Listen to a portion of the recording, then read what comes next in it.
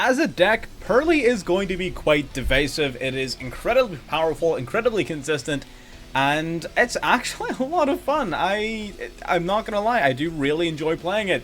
We are going to be visiting it here again today because I just had a lot of fun playing it. I have a few replays I want to show off. We're probably not going to do a full deck breakdown or profile or anything like that. We'll probably talk about it briefly at the end, but I will be linking our original deck profile in the description of this video where we do go over everything super in depth. But I do want to talk about the deck a little bit more. I want to show off some gameplay. So if you're interested in this sort of thing, absolutely subscribe and like the video. If you have any ideas for what you would like to play with Purrely, any sort of like really cool tech cards or anything like that you play in the deck, absolutely let me know in the comments below. I'm not going to pretend to be like a Purrely expert. I feel like I've gotten pretty good at playing it. But again, I dare say there's a lot of people out there who know the deck slightly better than I do. So absolutely. But again, if you're interested, subscribe. Leave your suggestions down below, like the video.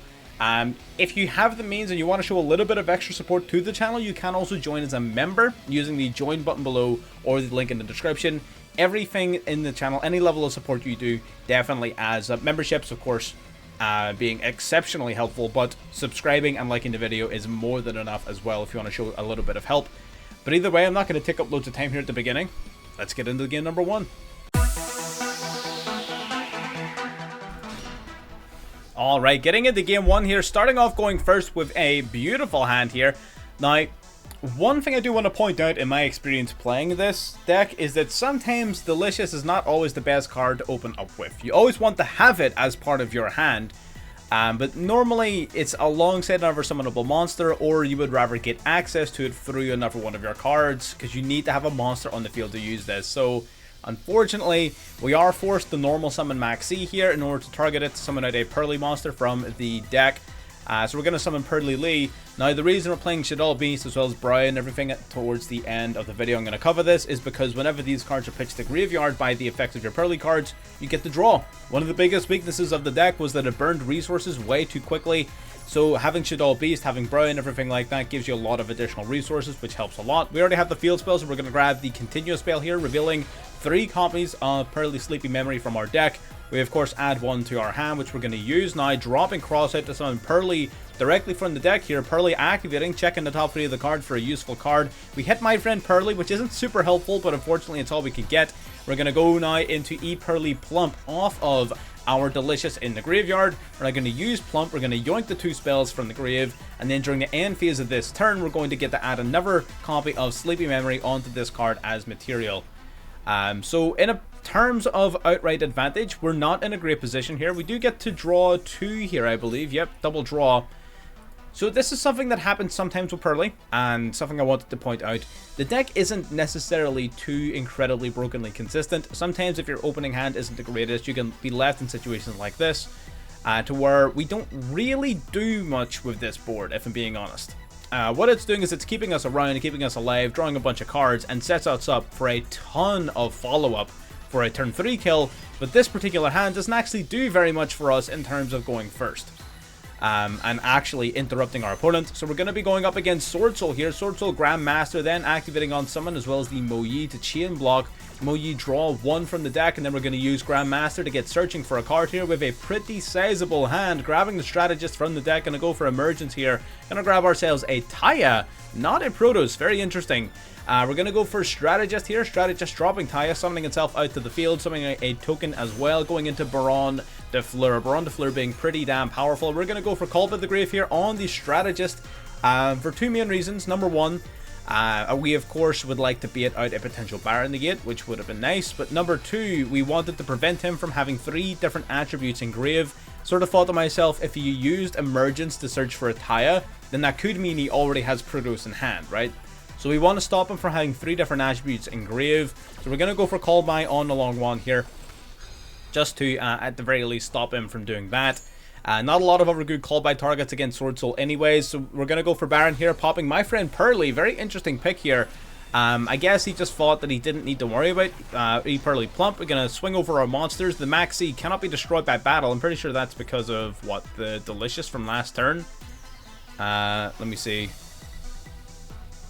It cannot be destroyed by battle. Oh, at all. It just cannot be destroyed by battle, huh? Okay, I didn't actually even read that fully. I thought it was only during that turn. But sure, there you go. We're going to yoink a couple of spell cards here from either player's graveyard in response to the Baron activating in the end phase. He is going to be negating our field spell and destroying it. That's what he wanted to save his negate for. Pretty reasonable. Pretty reasonable. And so they got 2 face downs here. I think they're counting on those face downs stopping us. We're not going to allow that to happen. We're instead going to go for Purrely Noir, activating my friend Purrely here. Purrely then activating to check the top 5 of the deck. I'm going to reveal 3 copies of Happy, not the top 5, 3 of our choice. Gonna reveal 3 copies of Purrely. We're gonna spin back the Grandmaster, but we're going to, of course, now be slightly smaller than the Baron, which is a little bit of a threat, but it's not that big a deal. We're gonna drop the Brow to summon out the Purrely. Brow activating Chain Link 1 because it's a mandatory trigger, not an optional one, so it does go first. They are going to go for Called By on our Brow, so we don't get to draw an additional card there to replace our lost card advantage, but that's fine. I'd rather eat a back row than draw a singular card. Gonna grab a copy of the field spell directly from the deck here, adding it to our hand so we can protect any monsters that we special summon this turn. We're gonna go for Purrely, revealing Happy Memory in the graveyard, going into E, Purrely Happiness, equipping on the card. Now we're gonna go for Purrely Pretty Memory, chaining our E Purrely Happiness to, of course, add that onto our card as material, and we're gonna spin that back row back to the hand as well.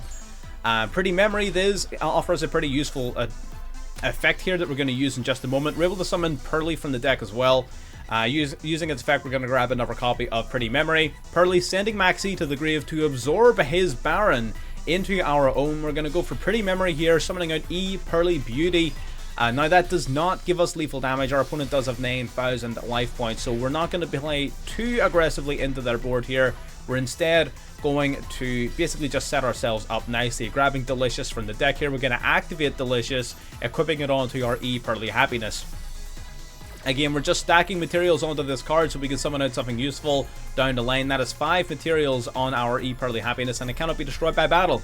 We're going to equip on a Sleepy here onto our Purrely Noir from the deck. Purrely Noir then going to draw us a card. It's going to draw us a card, and finally going to draw us a card +3.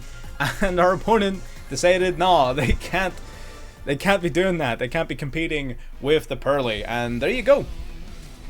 Suboptimal opening hand, suboptimal opening field, but we were able to generate enough resources to where it didn't really matter. There you go. Let's get into game 2.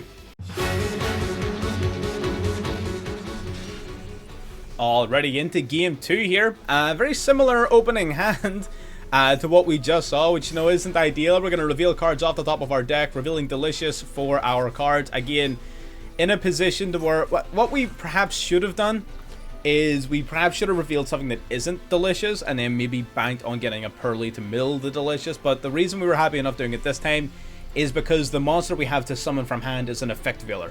Now the difference there is this, of course, is a level 1 monster, which means if I decide to later in the turn, I can actually use it as material for something like an Ensemble Robin, which means it is actually somewhat useful on board. It's still less than ideal that we have to open up this way, right? These are not ideal Purrely openings at all, but it at the very least is something. We get to draw a card here off of Shadow Beast to replace some of our replenished card advantage, drawing into a Purrely, which is nice. Would have been nice a few seconds ago though. Going for the field spell here off of Purrely then targeting Delicious Engrave, summoning out E Purrely Plump off of the Delicious. I'm going to set one and end yet again another suboptimal end board. That's sort of the whole point of this video, is showing off how the deck works in situations where it doesn't. We're going to go for Maxi off the rip. Purrely Plump going to grab us a field spell here off of our draw. Drawing into Duel and Lockbird. Here's going to be an interesting example of Duel and Lockbird functioning pretty well. Playing against Purrely in the mirror. We're going to go for Crossout Designator, negating Purrely from our deck. We actually trip over this later on and sort of fuck ourselves over. Banishing Purrely to negate theirs, which is pretty solid. They're going to go for Sleepy Memory here. Sleepy Memory summoning out a Purrely from the deck. We're drawing cards as they continue to play the game. We're going to steal their Sleepy Memory from the graveyard before they get a chance to do anything significant with it here. And that will, of course, trigger off the Fenrir, but we sort of figured that we're going to trigger Fenrir anyway by going into Duel and Lockbird, and I had already decided at that stage that I was going to use Duel and Lockbird, but he actually doesn't even target the E Purrely Plump. A lot of people are, instead of targeting your Exceed monsters, they're trying to get rid of the field spell, and they're trying to get rid of my friend Purrely. And I guess they're doing this because if they just get rid of E Purrely Plump, well, they're going to be left in a position to where the what do you call it? The field spell and the continuous spell will generate us a shitload of advantage, right? And they don't want that. So what they're doing instead is they're using their snipes to get rid of the other cards. And we're going to use that to our advantage here. They're going to link to in the Protector of the Agents, which is super interesting. Getting rid of our Purrely Plump after all. We're going to summon Purrely from the graveyard like a fucking idiot instead of summoning Purrely from the deck. But, you know, sometimes we're just dumb, right? Sometimes we just build stupid. Going into our turn here, we're going to draw for turn, and I'm pretty sure our opponent scoops pretty quickly here, which is somewhat annoying, but it happens all the fucking time. This here is enough to us to completely rebuild all of our resources, which is crazy. We get Delicious off of our Purrely, and look at this, just like this. Pretty Memory and Delicious on hand lets us entirely set up for a full OTK. Our opponent's going to banish the Purrely from the field. Of course he is, because he's playing the same deck. He knows how it works. We're going to summon Purrely, draw one off of Brow. Purrely gets searching here. We're going to grab, I believe, may grab My Friend Purrely. Yeah, My Friend Purrely. Draw one off the Brow, activate My Friend Purrely. Using its effect, we're going to check the top three here. We're going to, reveal three. We're going to reveal 3 Happiness. Purrely, targeting Delicious and Grave, ranking itself up into an Purrely Plump. We're actually going to create quite a large chain here. I actually don't believe our opponent does surrender. I think we actually play this one out. We're going to steal their Sleepy and our Sleepy. We're going to chain Happy Memory to that, activating Plump to absorb the Happy Memory, which is pretty good. Plump then, absorbing, banishing the Fenrir, get that shit out of here. Happy Memory, then summoning out another Purrely then from our deck, absorbing 2 cards from either player's graveyard. We're going to reveal again top 3 of the deck here. We hit the trap card, but I believe in this occasion we go for Delicious because my goal is lethal damage. We're going to go for Purrely here, absorbing the Delicious Memory, activating Happy Memory, activating Plump yet again to absorb the Happy Memory as well. And our goal here is we're going to use the double Delicious to stack our attack points as high as we possibly can, using the multiple stacks of our cards, bringing out another level 1 monster directly from the deck here. Going to use Purrely to check the top of our deck again to see if we can hit something useful. And we hit the Happy Memory here. We're going to use Purrely to reveal the Happy Memory to go into Purrely Happiness just for some additional damage. We're now going to take these two. We're going to go into the Ensemble Robin. Now we're going to finally use our Plump going into Purrely Happiness with 2 Delicious equipped and 8 materials. That has a grand total of 7,300 attack points, as well as an additional 1,500 points of damage whenever it declares an attack. It can attack multiple monsters as well because it has an additional copy of Happy Memory here. It can absorb opponent's cards. It gets +2 during the opponent's standby phase. Yeah, it's pretty fucking strong. 15 to the face, 73, 2k for lethal. So there you go, again, using the War of Attrition, turning it around and winning the mirror match thanks to the Purrely Plump, leading into a huge Purrely Happiness. Let's get into the next one.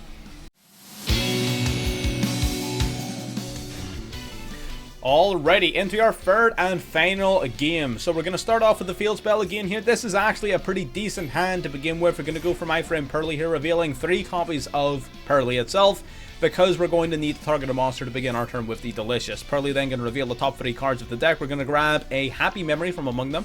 We're going to use Sleepy Memory here. Sleepy Memory dropping the Happy Memory to summon a Purrely from the deck. Purrely grabbing the Trap card, which is going to be very, very useful. Revealing the Delicious Memory, we're going to rank up here into Purrely Plump. Purrely Plump then going to use its effect to grab Happy Memory and Sleepy Memory from the graveyard, boosting its material count up to 4, setting the Trap card. And this is unironically sort of damn near optimal turn 1, right? This is what you really want to be looking at turn 1. Would have been nice to have another level 1 extender, but I'm not going to cry about it. We're going to equip another Sleepy from deck here. Now, the reason it's so good is Purrely Plump is, of course, during our opponent's standby phase, draw 2, activating the Trap card, ranking Plump up into Noir. We now have a 6 material Noir, so it is unaffected. And we also get to reuse the effect of both Sleepy Memory, so we get to draw an additional 2 cards, Strung in the Droll and Lockbird, Caught by the Grave. We have an effect reel already. Into the battle phase for the evenly matched. Getting rid of both the field spell and My Friend Purrely means that all of our follow-up is gone, and they're able to tribute over Noir for a damn kaiju. They perfected the out to Purrely here, but unfortunately now that they're in main phase 2, they are forced to, they don't have a battle phase anymore.